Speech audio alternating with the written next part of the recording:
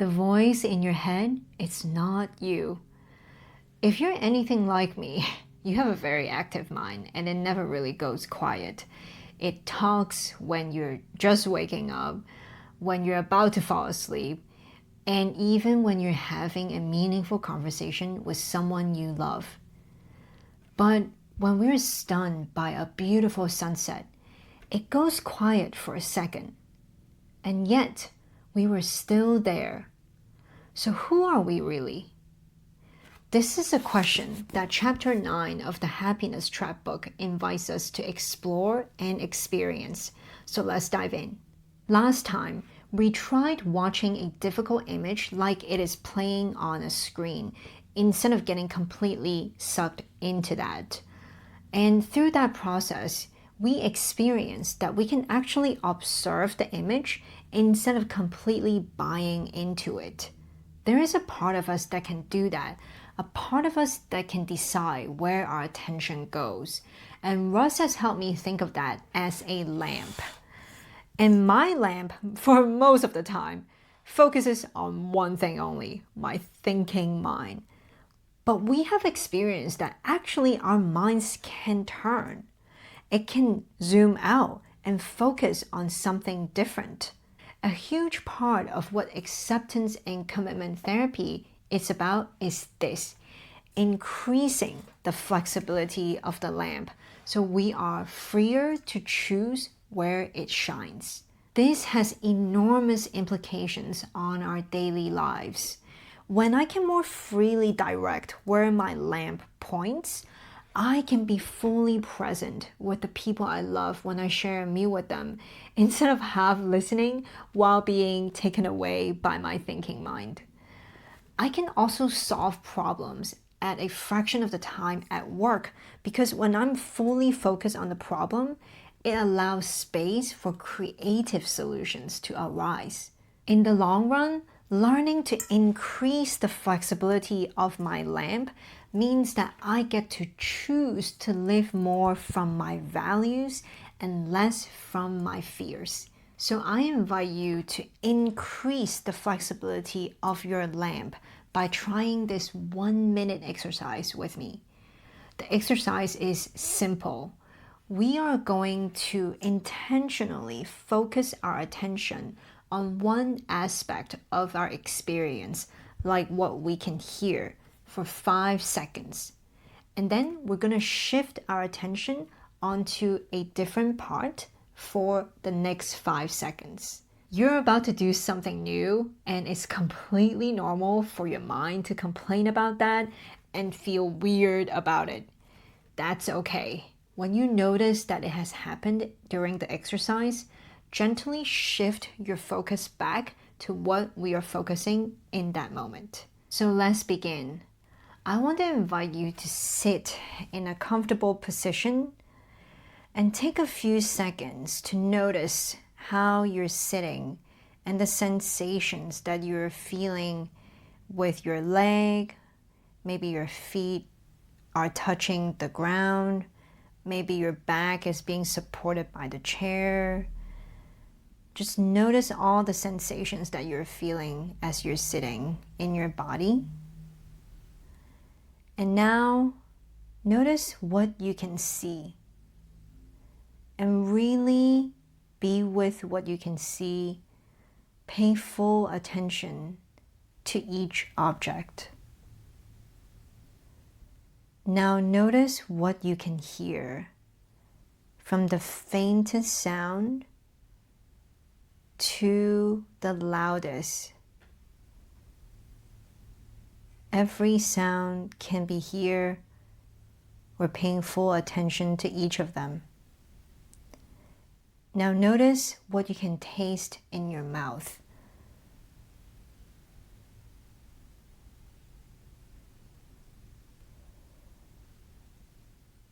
Notice every taste. Notice what you can smell in this moment.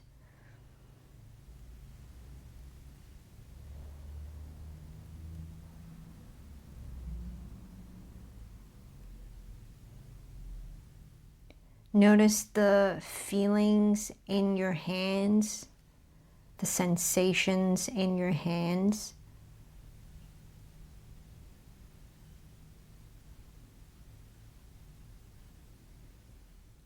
Notice your thoughts. What thoughts are coming into your mind?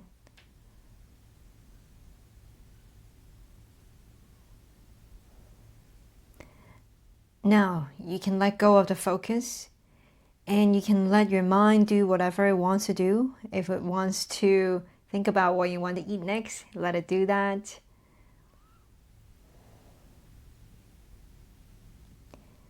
And now let's come back to the sensations of how you're sitting.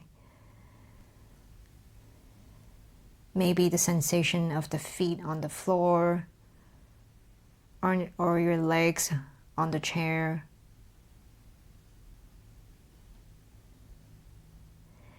So we notice that we can actually direct our attention to focus on different parts of our experience.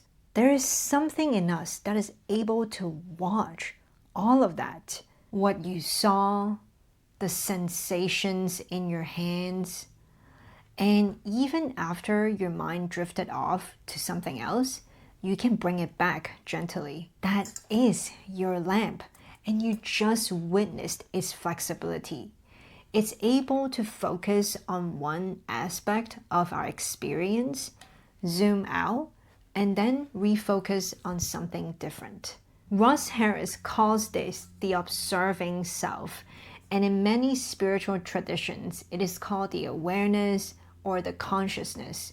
But the name really does not matter. You can call it whatever you like.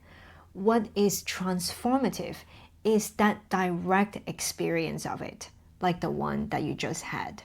Let me be honest with you. I am not good at this. Most days, my lamp is hooked on my thinking mind. The what ifs, the worries, the planning for the future as a bid for control. I am human, just like you. And yet, we can still continue to practice while giving a lot of grace to ourselves. Because every time we practice to unhook from our thoughts and redirect our attention to something that is more meaningful, we are increasing the flexibility of our lamp while making our lives a little bit freer. What you have experienced shows that the voice in your head is not the whole of you. It is a very real part of you, the part that's really trying to keep you safe. But underneath all of that, there is a part that's much older, that has existed long since the day you learned how to speak. And I don't think our thinking mind will ever be able to fully grasp what that is. And I personally believe that that part of us will still be here long after our bodies die. So, who are we really? We're not the voice. We are the one who has been observing it all along. If the exercise we tried didn't work for you, Russ has many other options in chapter 9 of the book, including a more active version that focuses on your walking. So I encourage you to experiment, have some fun with it, and find one that actually fits you, and then commit to a daily practice. If the practice we try actually help you contact that observing self, I also encourage you to commit to a daily practice for the next month. And you can do it while you are waiting for the traffic light, or maybe in an elevator, or even during your water break. Next month, we will dive into chapter 10, Leaving the Comfort Zone, where we will clarify our values, the things that matter the most to us, so that we can learn to point our lamp at those things to live the life we truly want. If you don't already have a copy of the book, you can get one from your local library or buy one from the link in the description below. If you resonated with this video, liking and subscribing will help more people to find it and benefit from the nutrient of this book. Take good care of you, and I'll see you in a month. This video shares my personal experiences and perspectives. It is for educational and informational purposes only and is not a substitute for professional mental health or medical advice, diagnosis, or treatment.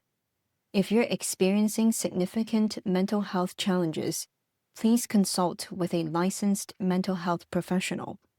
If you're experiencing a crisis or having thoughts of self-harm or harming others, please call 988, 911, or your local emergency services.